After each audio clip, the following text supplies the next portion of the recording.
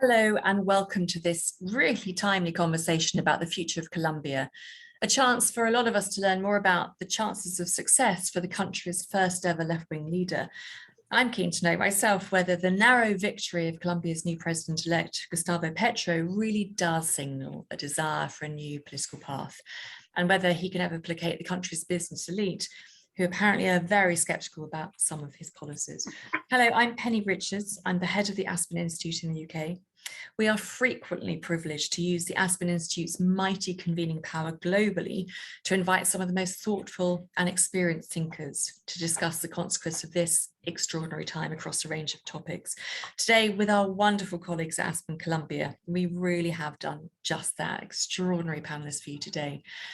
Both our organisations feel strongly that there is a deep need for values-driven leadership, and all our activities provide an environment where participants can learn with and from people who might have fundamentally different views and life experiences, which obviously that activity is very appropriate for both our countries.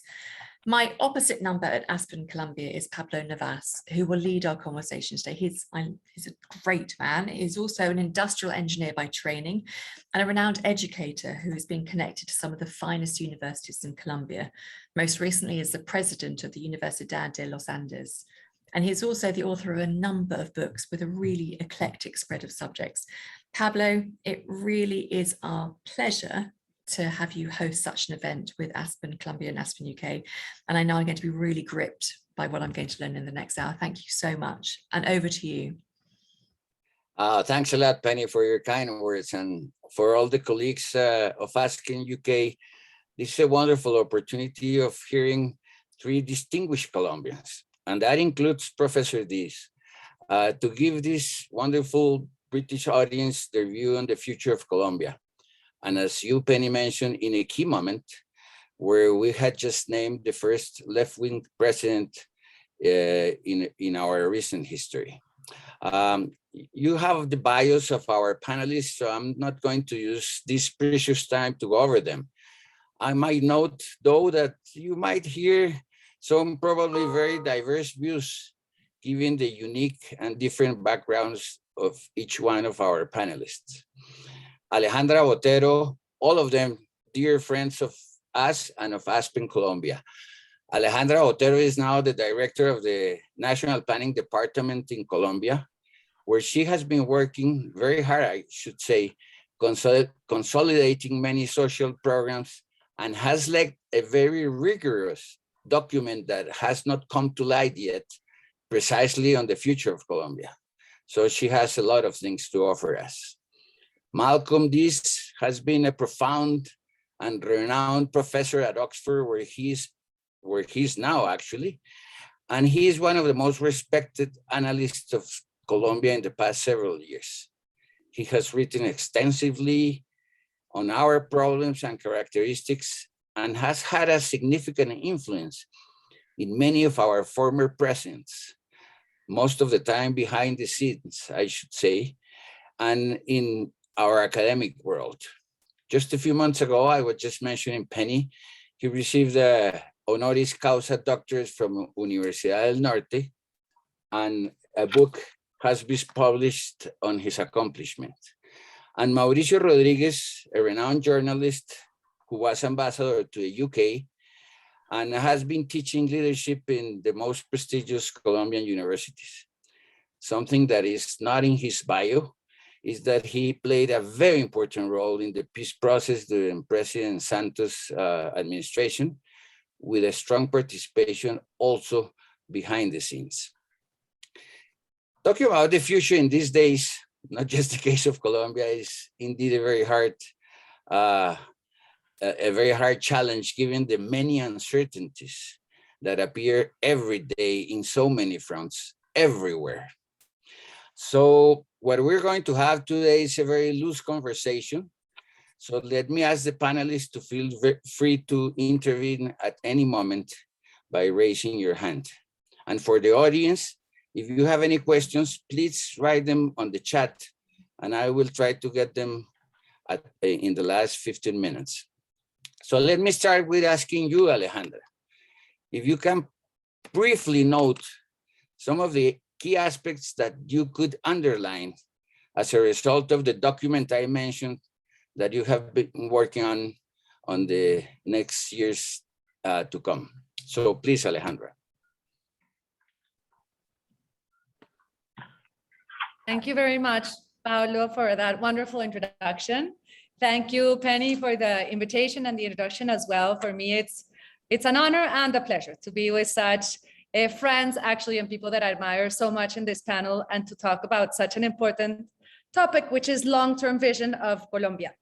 So as Pablo said, we have been working for the last months and at least a year actually in a document called Visión 2050. Just how do you project the country in the next 30 years? And in that sense, it has been a very interesting exercise of planning, but also of dreaming, because you can do an incremental planning, for example, in terms of indicators, in terms of reforms that you need to do in the next coming 10 or 15 years, but to think of how the world is going to be in 2050, starting, for example, with mobility, starting with health, like it's very difficult. You have to have a very ambiguous component of how the world is going to develop and how Colombia should grow with it. In that sense, we actually based ourselves on an OECD model of pillars. And there are 4 big pillars that we're thinking when we think of Colombia 2050. The first one is the capital, the social capital, so the humanitarian capital. And where we want to go is to have 0 extreme poverty and a consolidated middle class. So 50 to 55% of the middle class. And we must note at this point for all our audience that Colombia at this moment has 39% monetary poverty and about 10% extreme poverty. We want to get to 0 extreme poverty and monetary poverty of the average of the OECD. That is sort of like the key, the heart of the matter. But this has to come hand in hand, and I think this is going to be one of the key topics that we're going to talk about today, is with an environmental transition. The other big aim that we want to do is to get to 0 carbon neutrality. And in that sense, we have to have a very paced, yet rigorous energetic transition and reduction of dependence from fossil fuels to be able to have a green economy. The third pillar that we have is a pillar about institutions. When we talk about corruption, we talk about all the other, like having weak institutions, that's where we have to strengthen. And that comes very hand in hand with how do we have a territorial approach. Colombia is a country that is very large, very diverse, and has very extreme measures between the far-off territories and the capital cities. So we have to focus on a territorial perspective. And then finally, the last pillar is the economic capital. That can't be done if we don't have a more sophisticated approach of an economy based on knowledge, an economy based on services versus what we have right now. So in that sense, it was very interesting because even though right now we can talk, or the discussion, and this is more on a personal level, I want to talk not on behalf of the government, there has been a very high polarization in general in the last years, and right now there's sort of like a big shock expectation as what's going to happen because we have the first leftist president.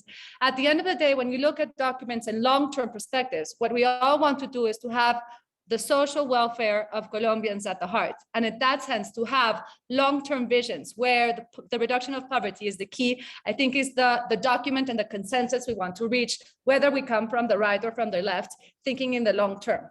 So that's sort of a brief introduction, Pablo, that I want to share. I don't know if there's a specific topic you want me to delve upon, or we'll do so in the conversation. No, I think that was great for the introduction, and I'm sure we're going to go into many of the key issues that you mentioned. But let me go to Malcolm. Malcolm, given your long acquaintance with Colombia, you certainly have the more holistic, round understanding of where we stand and the big challenges we face as a nation. Could you mention those that you feel are more critical in the near future? Yes, I will try answering Alexandra's question. Do I think what she says is possible? I don't see why not. My guess is that Colombia will continue to progress at sort of 3% per annum. I don't see why it shouldn't meet those targets. They're quite modest, and it's quite a long time scale.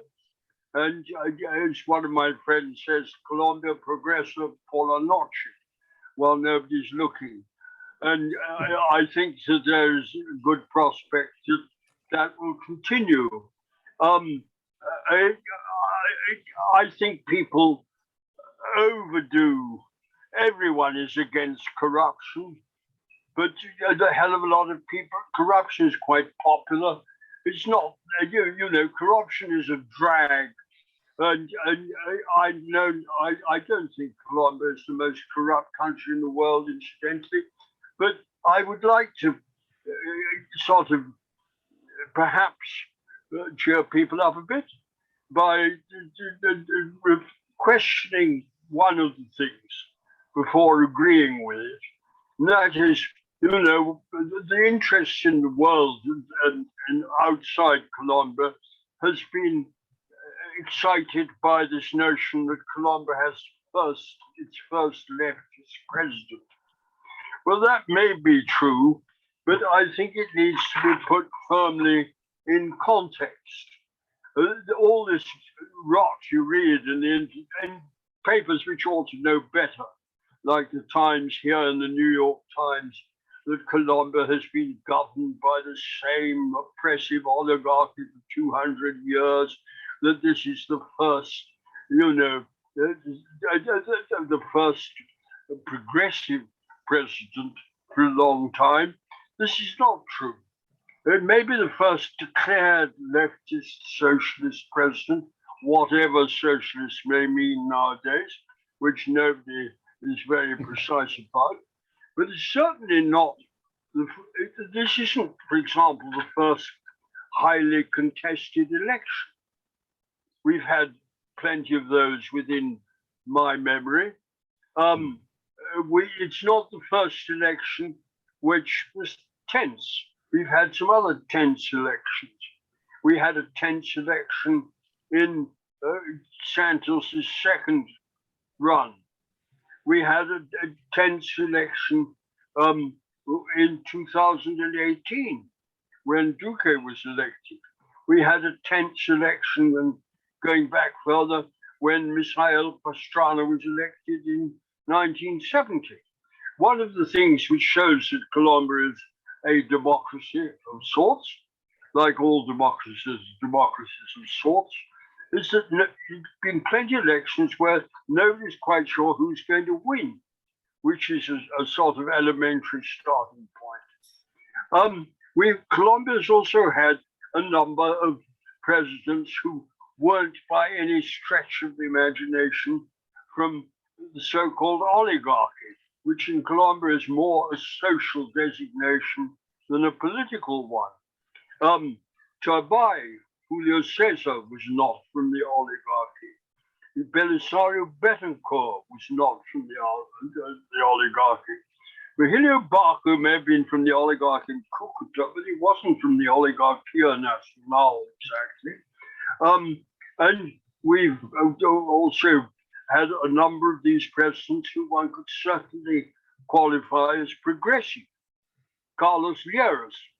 Carlos Lleras was, if you like, the founder of the Reforma Agraria in Colombia. It may not be that Reforma Agraria in Colombia has got all that far, but if you ask who was the founder of the Colombia's most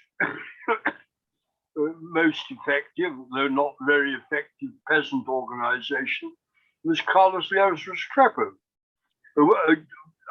One would add again to presidents who are clearly progressive, Belisario Betancourt, whose peace process was the most open and generous, perhaps of all. We've had Virgilio Barco, as Alejandra, I'm sure, will remember. So, okay, Petro is the first autoproclamado izquierdista, but this isn't such an enormous step as many commentators think. Also, people go on about, certain sort of commentator goes on about Petro being an ex-guerrillero. Colombia should be used to electing ex-guerrilleros to positions of authority because it's happened quite a lot in recent decades. The pioneer was perhaps Antonio Navarro Wolf, also from the M19, who was a minister, an alcalde of Pasto, and a governor of Nariño. We have also other alcaldes who came from the M19, Rosenberg Pabon. We also had an alcalde of Bogota. That is the second elected position in the country, and that was Gustavo Petro. So one can overdo the novelty of this particular step.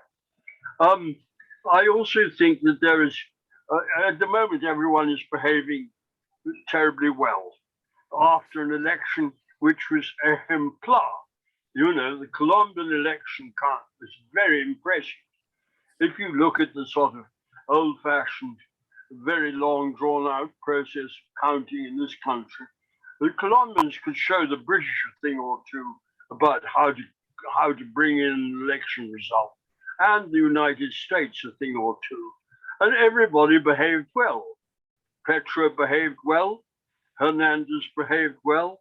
There was a slight sort of unreality about all this good behavior, which no doubt won't last forever. But that's reassuring. And it's also reassuring that Petro didn't arrive without a coalition. What has arrived in power, Pacto Historico, is essentially a coalition. It's not a sort of solid Petrista vote. There are no doubt within it, there is a solid Petrista vote, but that's not the whole story. And what is more, I think that Petro has made a number of strong signals about the, you know, his economic policies. Frankly, to be a bit cynical, the more he goes on about the ambiente, the less he goes on about certain other things. And that is perhaps all to the good, because the ambiente is, I'm afraid, necessarily vague. No doubt it is desirable to move away from fossil fuels. Everyone is in favor of that, much in the way everyone is in favor of, you know, maternity and public health and a whole lot of other things which aren't easily or sharply defined. What we have is, I think, okay, it's the first, there is a difference, because certainly there is a social difference in the leadership of Petro and Francia. And this is something new, which I think is welcome. And I wouldn't actually, I must confess, I voted blank. I didn't like either of them particularly, and partly because after my spiritual exercises, I thought that was the correct thing for me to do. But when I look and with great interest at the clues that Petro has so far offered, for example, about his economic team, there was one rather amusing series of remarks he made about his economic team, which was to say, look, here they are, they're all with me. Jose Antonio Campo, former minister, etc., etc., Rudy Holmes, former minister. And Petro then said, these are all in my team and they all have different views. I thought that was rather revealing. Anyway, I think I should stop there because I think you get the general drift of, you know, the sense of relief, I think, comes also from the fact that a Petro victory didn't present the same problems of public order as a narrow Hernandez victory would have placed. A narrow Hernandez victory would have sent people into the streets. And I think that would have been very difficult to handle in public order terms. And I think people feel a general relief that that didn't happen. And I think a general relief also that Petro has said this is not going to be a vindictive government and that he's prepared to talk to anybody. everybody. I think that's welcome. And I think also, as these things don't usually get said quite so bluntly, I think the whole process has been a credit to Colombian democracy. Colombian democracy doesn't get the favorable press it in many ways deserves, despite all the problems of the country, which we well know. Thank you, Malcolm. Thank you, Malcolm. That was a great presentation. Mauricio, you're a journalist. You've been speaking with a lot of people in these past 10 days, as well as reading everything. And do you think this generous approach that President Petro is showing us is believable? And I'm asking this because I got a question that says, after this very dirty campaign, can we believe that he's changed and is surprisingly amorous? What would you like to mention in those lines, Mauricio? Thank you, Pablo. Thank you, Penny, for the invitation. Hello to Professor Deas. Hello, Alejandra.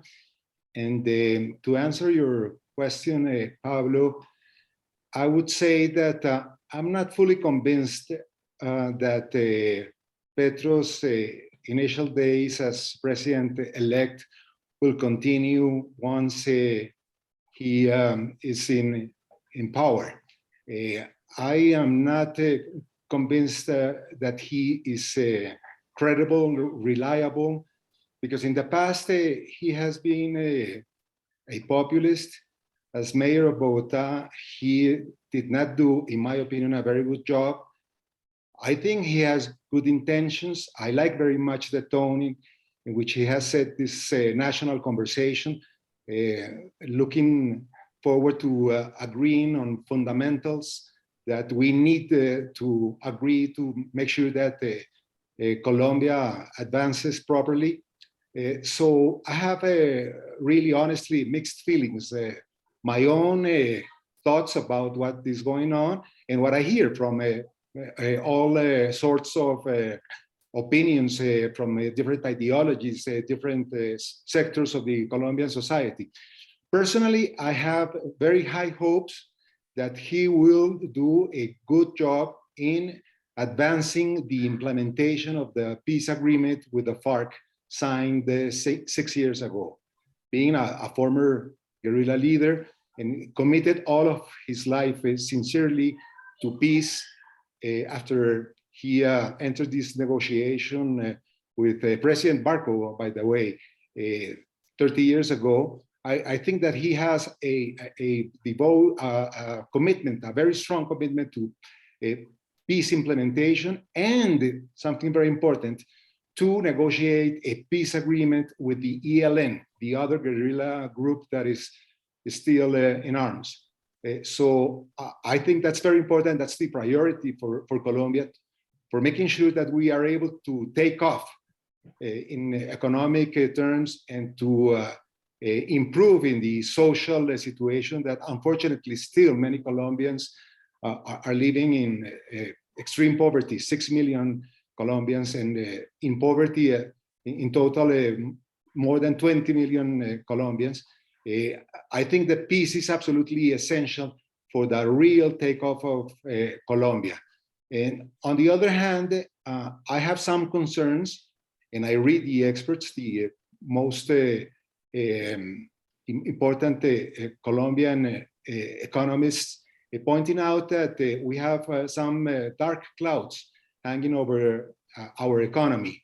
The macroeconomic situation is not that good. We have a fiscal deficit of 6% of GDP, a current account deficit close to 5% of GDP, debt as a percentage of the GDP close to 60%. Interest rates are going up to try to offset the inflation, which is now at 9% level. Unemployment is 2-digit, above 11%. So we still have many challenges, even though I must recognize that the current government has done a very good job in the recovery of the economy. Colombia's economy was one of the best performance in terms of recovering after the brutal collapse of the economy due to the pandemic. And Colombia has done a very good job. The government has done a very good job in recovering the economy. But the new situation and what we can foresee for next year is difficult. It's difficult to continue growing at such a fast pace. Last year we grew 9%. This year probably close to 6%. Next year it will slow down to 3 or 4%, and we are all concerned with the probability, high chance of a recession in the US and in many other countries, and interest rates will continue to go up, and we all know that that is good to combat inflation, but that will slow down the economic recovery. So I have those concerns. But going back to your question, I don't know yet. I have a big question mark about Petro. Is he really going to be as intelligent and as friendly and as open and as mature when he is on office, or are these just kind words in the initial phase of his government, trying to calm down the polarization, trying to stabilize the economic fears of his some of his ideas? I don't completely trust him, and I will only be convinced once he starts to take decisions. That's when we will really know what kind of president we have. Is this going to be a socialist Petro like Lula or Evo Morales or Chavez or AMLO in Mexico? Or is he going to be his own man with his own personality? I don't know. I have seen so many different phases of Petro's decisions in the past that I don't fully trust him. I also voted blank because I was not convinced that any of the candidates were credible enough. So let me stop you because yes. you ask a very interesting question, and maybe Malcolm can answer a little light. Do you see Petro as more like a Lula approach or Chavez approach or Ortega approach or AMLO approach of socialism? How do you see him, Malcolm? I don't see him like Chavez because I don't think that's possible. And Okay. that's out. I think I was just encouraging people to enjoy sort of 15 minutes of tranquility before the difficulties begin, so to speak. I can't predict either how Petro's going to turn out.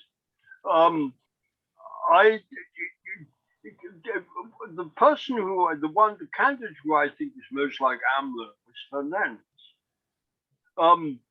Petro seems to me to be, he harks back to the M19, which again was pretty vague when it came to guerrilla policies, are always vague. If one examines what Petro has said, there's an emphasis on the well-known emphasis on the energy policy, which again has been changed from, if you like, immediate to gradual. There's the emphasis on the medio ambiente, which could mean practically anything to my cynical mind. There's an emphasis on the rural Colombia. I have my doubts whether Petro has a profound understanding of rural Colombia. I doubt it. I await with interest what sort of government this will be. And Petro, again, has shown certain sort of aspirations to Latin American leadership, which, again, one of my friends says, I hope he leads Latin America and leaves Colombia alone, which was perhaps, again, a poor Chiste Flojo in the circumstances. I don't see actually, I've never believed myself in pink tides or continental leaderships. I think they're myth. I don't think Latin America is politically integrated. I don't think it either can be or necessarily should be. I believe myself very much in the strong political traditions of all the separate countries or political habits.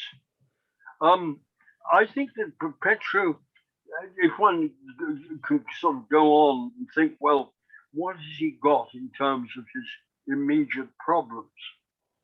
The economic ones have already been mentioned. They're very plain, and they will require a certain number of hard decisions fairly quick. I don't see that there is a lack of, I don't see a lack of lucidity on Petro's part there. I can see a certain reluctance to, to say certain things yet. But I'll leave that aside because I'm not an economist. Okay, he wants to tax the rich or the very rich. That doesn't surprise me in the least. He has to do something, if you like, of a decidedly izquierdista sort. But other problems are lurking, which are very, I think, tricky. One is his security problems, the relations with the armed forces and the police. Here, I have two things I would made a note to say. One is Colombia is still a far, far, far too violent country. In today's news, one has, for example, the prison riot in Tuluá, which, according to reading the papers, 49 people have died in that riot, which is a really major tragedy. And one sees that some of the newspapers don't even bother to put it on at the top line. That is really disturbing. But more also, it's very difficult to see. It's clear that the management of the police and his relations with the armed forces pose him certain immediate and difficult problems. These are deepened, to my mind, by the distance between civilian opinion in Colombia and civilian knowledge in Colombia and the armed forces and the police. Unfortunately, to my mind, very few Colombians understand these problems to any profound degree. Ambassador Frechette, in one of his interviews in that book of memoirs which he produced, Frechette, an experienced US diplomat, said he'd never been in a country where the distance between the civilians and the soldiers was as great as in Colombia. Certainly, Petro said that this is constitutional. We've got to stress the constitutional nature of the Colombian armed forces. But unfortunately, they certain recent moves, not only by have actually tended to politicize the relationship between the president and the armed forces. And also the country being still faced with such acute security problems in many areas has really got to rethink its policies very thoroughly and very carefully. That is, I think, an area of, where I'm concerned and puzzled. I'm also concerned and puzzled by, or not puzzled, I'm concerned and I await with interest what the Comisión de Verdad says about that. Because some people think that it may say things which are, I think, divisive and unwise. that's, I think, an area where I am certainly concerned. And when it comes to the peace with the ELN, I wish I knew, or wish I had a clearer inkling of how one made peace with the ELN. You know, everyone says, "Oh, we should try again," but then, how is one going to do it? Does anyone know? I don't know how to make peace with the ELN. No, let's stop that. Maybe I'm going to ask Mauricio, who was part of that process in the Santos administration. But before that, Alejandra, both Malcolm and Mauricio mentioned some deep concerns about the immediate future of our economy. On the other hand, after a very terrible pandemic, the government has done a fantastic job, and we are having the biggest growth that we have had in many, many, many years. How do you see the next couple of years, Alejandra? Thank you, Pablo. Well, I think it's all going to depend on how, as we were saying, that we're going to navigate these challenges that, as Mauricio was pointing out, are not only pertinent to Colombia, but to the world. Inflation is something that's a global phenomenon. The outlook or the looming recessions, which could happen, is a looming phenomenon. And I think there's a lot of uncertainty as to how we're going to handle some things in terms of the new government that could significantly impact the economy. For example, how you're going to manage the mining and fossil fuel sectors, how you're going to manage the social sector. So I think we have to sort of wait and see, but I do think that we have set sort of a path that transcend this government. It's more like sort of state mandates, especially in terms of economic reactivation with that, as Mauricio was saying, there's still like large challenges in terms of the fiscal deficit and so on, but we are leading it in a very path, in a disciplined path, with a fiscal rule, with a reduction from, the pandemic hit all the economies in a very drastic way. And in that sense, I think we were able, as a country, to invest quickly in reactivation that had to go hand in hand with a very ambitious management of the pandemic and the vaccination, but also with a huge impact on the social programs. Just to give you some of the statistics of all the investment that has been done in social programs since they started, the conditional transfer programs for families, for youth who study, etc.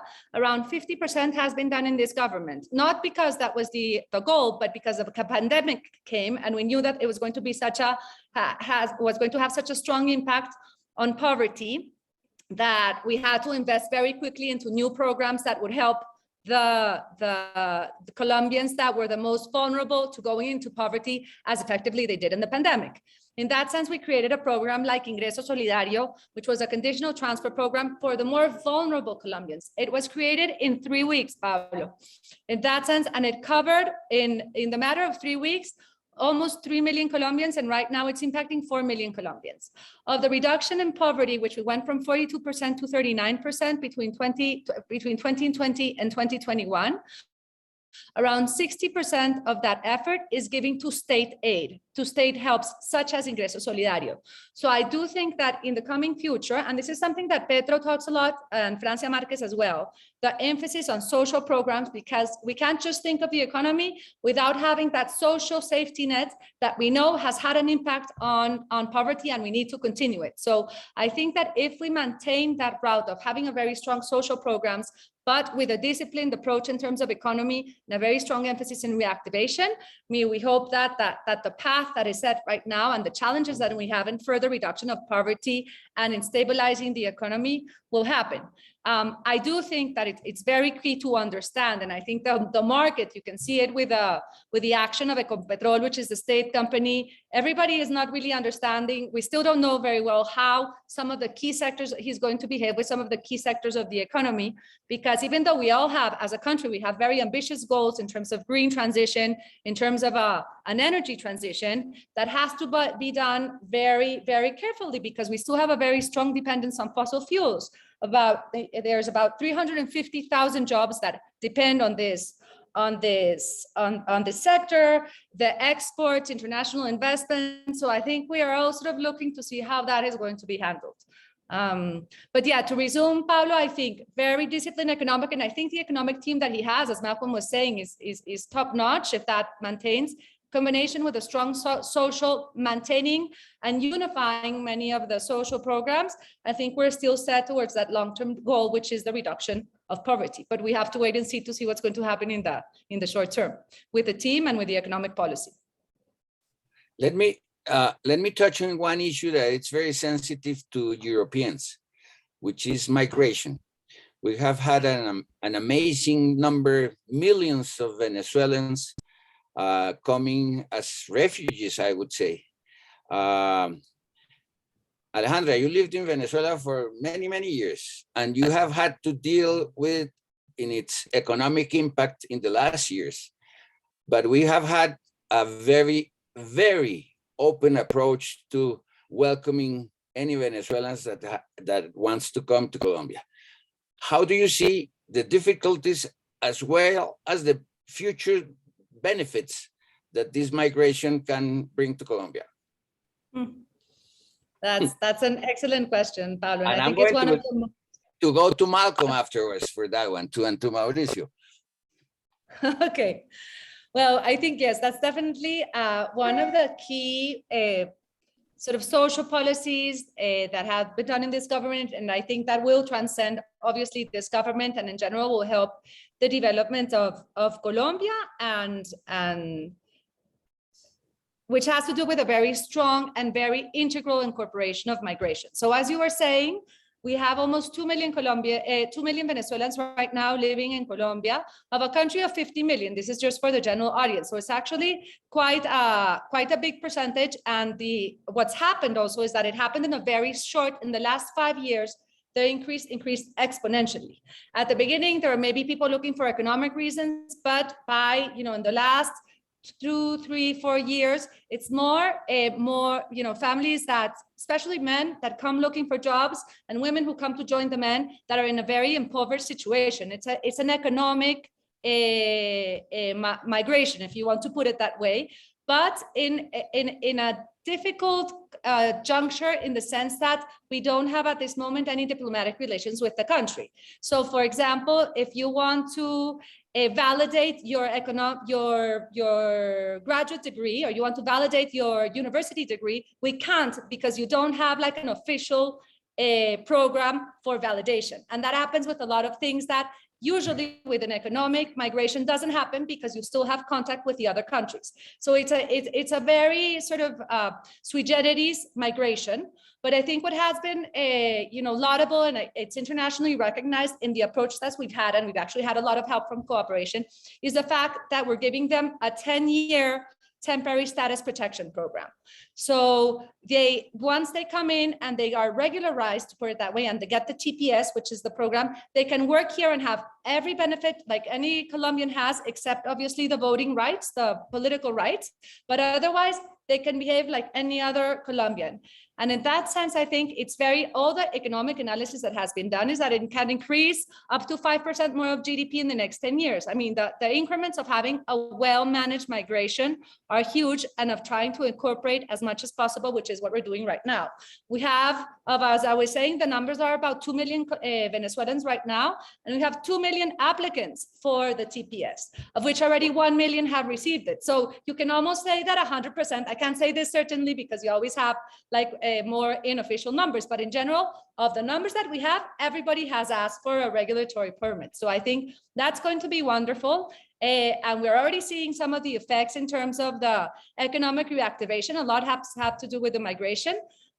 We have to wait and see how the economy continues to behave. But I think the big push of having the temporary protection status, of having it being like bought and trusted by the migrants and applying for it, has already happened. So I think fortunately it's a policy that already has sort of a curve of no return, and what we hope is to show the world that this can be done in a very fraternal and integral way, like we've done in the past 2 years. Malcolm, what is your vision from the European point of view about migration? Yeah, on what Yeah, holds no, Colombia? I don't really have any madly interesting things to say myself, but except that the culture either side of the Venezuelan border is very similar.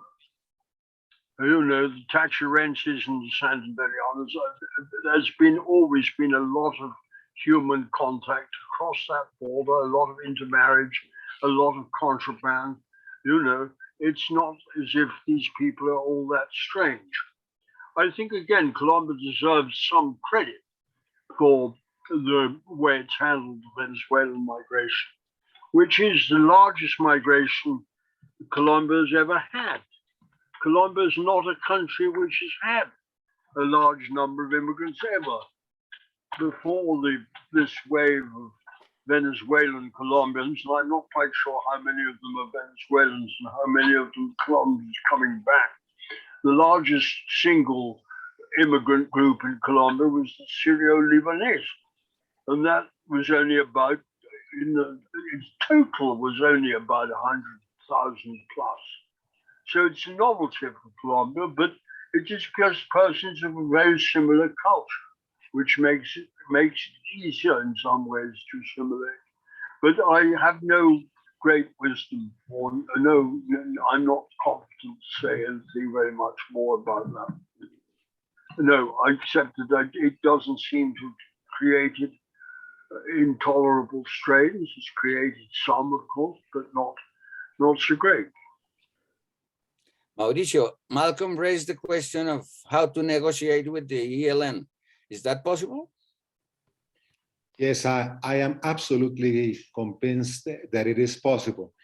We have to remember that on the last week of the second administration of President Santos, we had already bilateral ceasefire agreed with the ELN. Unfortunately, the new government, President Duque, decided to sabotage the signing of this agreement that, in my opinion, would have made the peace process with the ELN irreversible. So, and we lost the past 4 years in these negotiations with the ELN because President Duque decided not to go ahead with these conversations. Now, President Petro, fortunately, I applaud his decision, has decided to reopen those conversations. And I would take it from where the process was left 4 years ago. We were very, very close to this. We were actually had documents. We were just hours away from signing this bilateral ceasefire. This time, probably it would take more time because we have lost a precious time because the new political situation is different, because there's a mistrust amongst the ELN and from many Colombians as well. So I think it is possible, but I would start in a very pragmatic way with trying to reach humanitarian agreements in the areas, in the regions most affected nowadays by the conflict, like Catatumbo or Cauca, Nariño, Chocó, in which the population are suffering this violence, not only from ELN, but from other illegal groups and from criminal activities. So I am absolutely sure, Pablo, that this is possible and this will happen. And this will be probably the best legacy of the Petro administration, to consolidate peace in Colombia by implementing the Santos peace agreement with the FARC and by doing his own peace agreement with the ELN. And that would be great news so that we can achieve the vision that Alejandra has created with the National Planning Department team. I think that we have to have this common vision. I think that Colombia has an excellent potential. I think that we have many assets, many opportunities, and I think that we are set to becoming a rising star in the economic world globally. But if we don't have peace, if we don't have this total peace, integral peace, that will not happen, or at least it will take many, many years. But I'm absolutely convinced that peace is possible, and that all Colombians should support these peace efforts of President Petro, which I do believe are sincere, and that will make peace happen in Colombia. I have a couple of questions on the Q&A, and we only have a few minutes left. So briefly, Malcolm, do you think the international scene, especially the position that Russia is taking and the big division that is happening again, is going to affect Colombia significantly?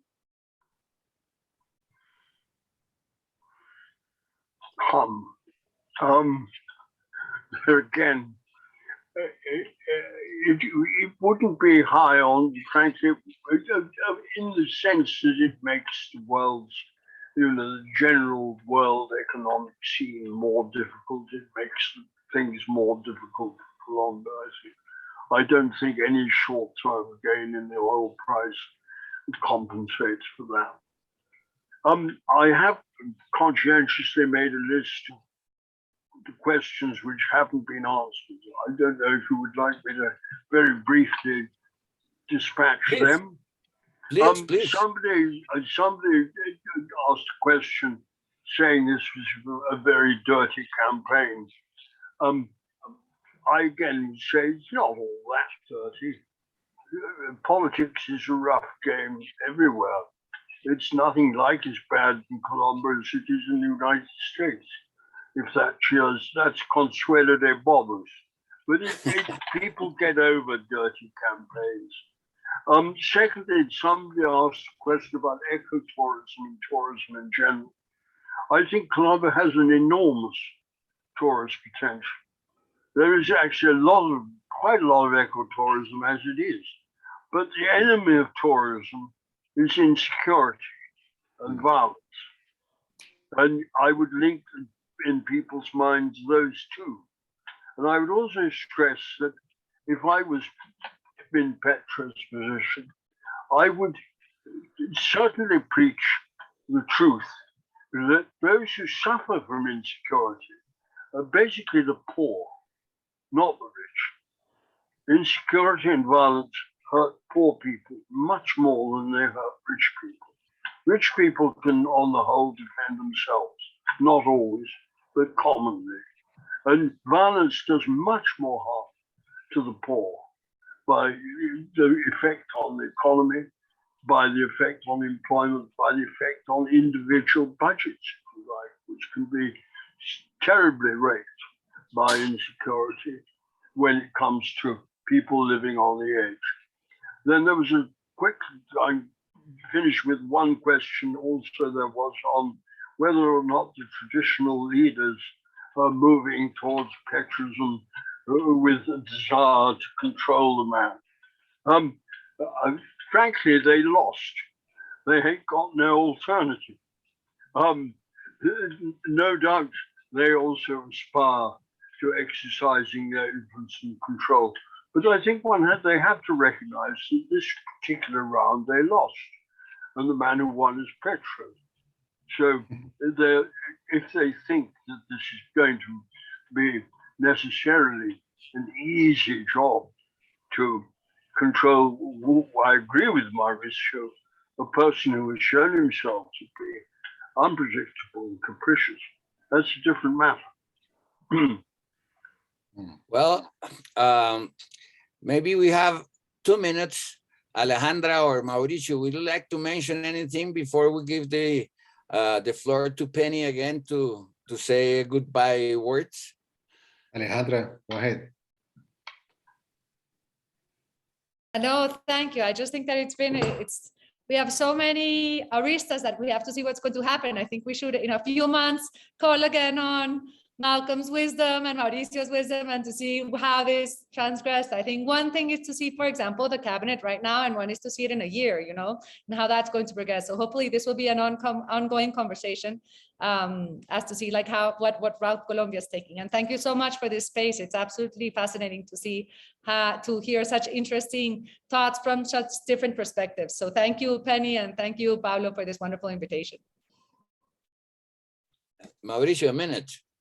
Yes, I know that's hard for you, but a minute. I want this final minute to thank the UK. The UK has been very supportive of Colombia throughout the past decades. We've had very strong relations. You have contributed to peace in Colombia, to prosperity in Colombia, to training your excellent universities, top Colombians that are doing lots of very good jobs in advancing Colombia's economy and solving our social issues. So thank you very much to the UK government and past governments, and especially to UK citizens. Thanks for your support and your love for Colombia and the Colombian people. Thank you very much. Penny. I'm very touched to hear those thanks, because absolutely nothing to do with me, but I'm encouraged to know that the UK has played an important part. Thank you so much, all of you. Such a huge whiz around so many topics. It's extraordinary. Ambivalence about the trustworthiness of the president-elect, rural Colombia, belief in the strong social mandate, reduction of poverty, encouraging news about migration. I thought really interesting. Thank you, oil. But I think for me, the most encouraging to hear is that you believe there's going to be a consolidation of peace processes. It's very encouraging and good to know. So Alejandra, Malcolm, Mauricio, and of course Aspen Colombia's Pablo Navas, thank you so much for your expertise and your enthusiasm and really encouragement in the belief of a more peaceful future for Colombia. It's really gratifying to hear that. It's been great. Thank you. Okay, thank you very much, Malcolm. Thanks a lot. Thank you very much, Mauricio. Alejandra, I know you're in the team that is doing the transition, so you must be with work up to here. So thank you very much, and it was wonderful. Thank you, Penny, for inviting us, and goodbye, everybody. Thank you, Pablo. Thank you. Bye.